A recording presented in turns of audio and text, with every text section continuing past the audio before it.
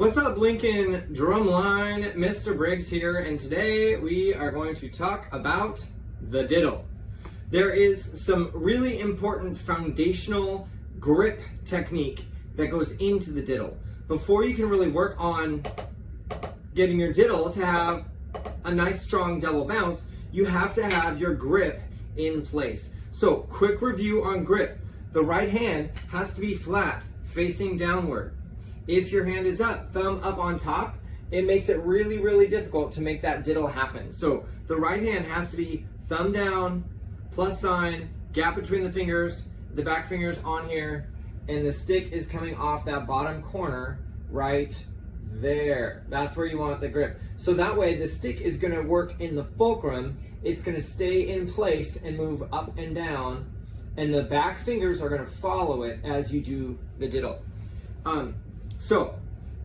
One way that you can make sure that you've got that set is by making sure you can dribble your stick. So that is, I'm gonna break my grip and open the fingers, but keep the fulcrum there. Thumb on the stick pointing up, and I'm gonna just let the stick bounce naturally. And if it can flow and bounce, then I'm in good shape. Again, make sure that you're not having your thumb facing up. Your thumb needs to face to the side with the back of your palm facing the ceiling, and then you get that bounce. Once you've got that bounce down, the next step is to start to dribble the stick, to use your opposite hand to really let the stick bounce inside the fulcrum. So I've got a smooth, connected, comfortable grip. It's cuddling the stick, not squeezing it, but with my right hand staying in place, I'm now using my left hand to bounce and dribble that stick, and my right hand is just in place. That is a great place to have the foundation in your right hand to get that to happen. In your left hand, the same thing. Your grip needs to be correct in order for you to have success with that left hand. So to isolate again, the back of the wrist needs to be facing away from you, and you need to have that plus sign on top of the stick. So looking here at the close-up, I see so many students that play left hand with their hand flat like this. It must be rounded in order for you to have the control that you want on the diddle. So that plus sign is going to be on top of the stick. Notice the thumb and first finger are coming across. It is not like this, like a T. It is bent over like a plus sign. So it's really, really important to get that. You can also do the same thing with dribbling the stick, having your left hand open. So if you break your left hand, you just have it right in the thumb pit, and then you can bounce and let the stick naturally bounce up and down first. Once it's bouncing like this and it's fluid and smooth, then, and notice I'm using the turn the doorknob wrist motion. It's not an up and down motion, right? So turn the doorknob and let it bounce. Once you get that, you can go ahead and dribble the stick, where my left hand is steady and constant. The other thing with the left hand that you can do is to play around with the grip spot. Grip it right in the middle and try and dribble the stick. It doesn't really bounce. If you go out to the end, it's just dead and it doesn't bounce at all. When you go to that third point, the grip point on the stick, all of a sudden it gets really bouncy. That's what you want for your diddles. Then you bring the grip back in place with that plus sign on top, and you've got the point where you can control the diddle. The last thing on the left hand is to find the place where you're going to control the diddle stroke. On the right hand, it's natural because it's these back fingers that are naturally bent to squeeze.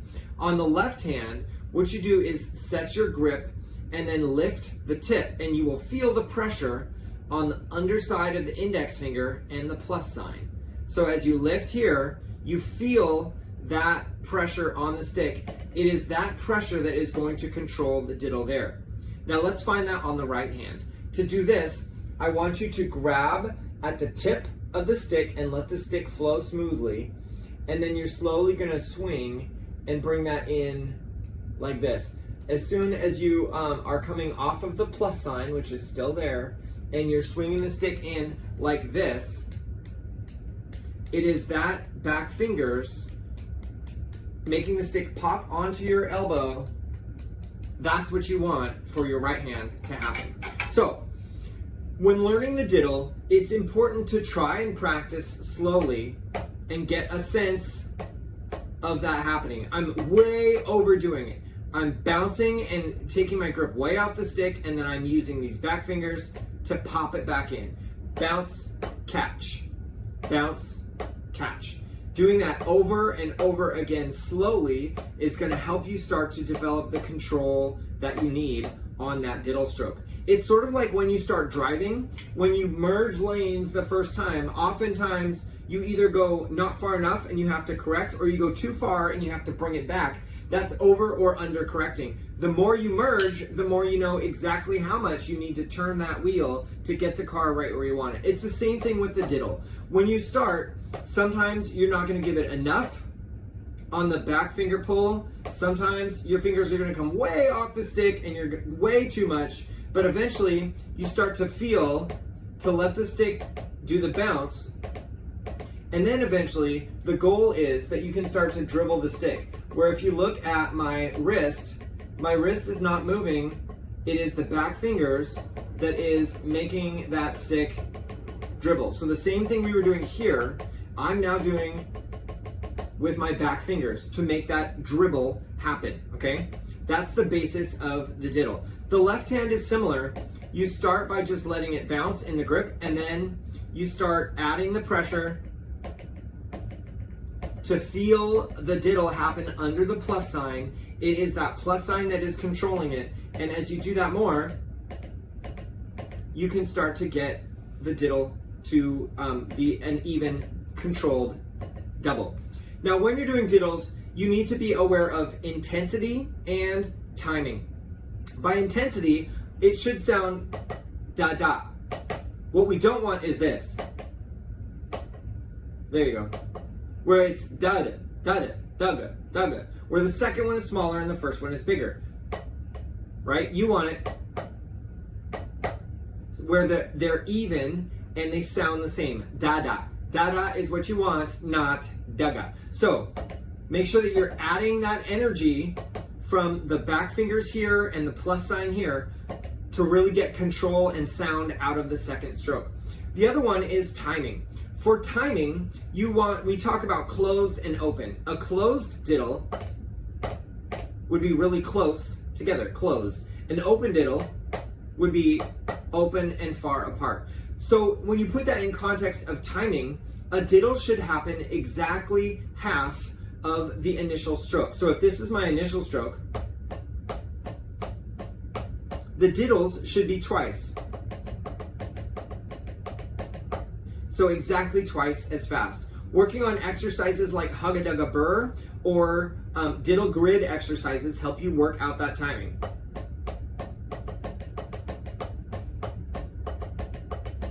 Now I want to show you a non-example. Here's what it would sound like if it was too closed.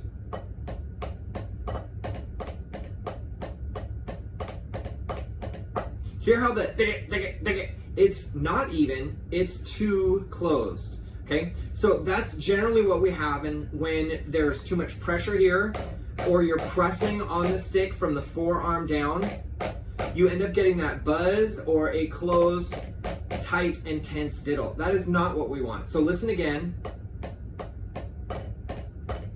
Buzzes, because I'm pressing, or diddles that are too closed. Dig it, dig it, dig it. You want even timing. So whether you're going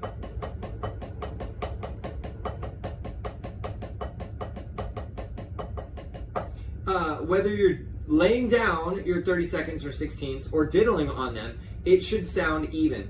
So practice your hugga-dugga-burr or diddle grid exercises where you're doing, I'm working to make sure that that diddle is exactly twice of the single. So you want your diddle to be even matched in terms of sound, da-da, and even matched in terms of time, da-da, even in place. Not too open, not too close. One more thing I wanted to add in, and that is how you can cheat on a diddle and how you can know when you're getting it correct.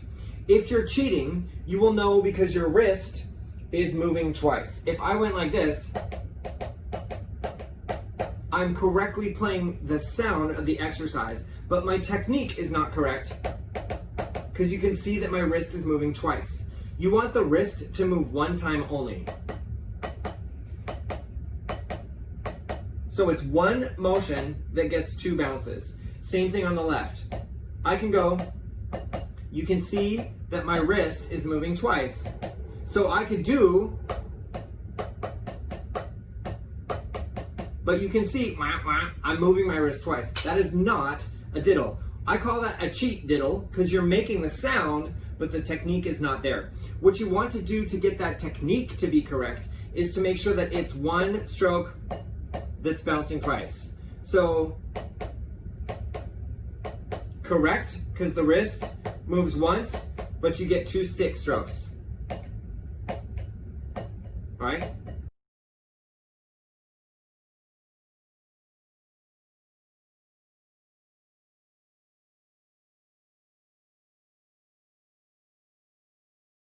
So, make sure that you add that into your technique as well. Now, I'm gonna play for you Dada Diddles.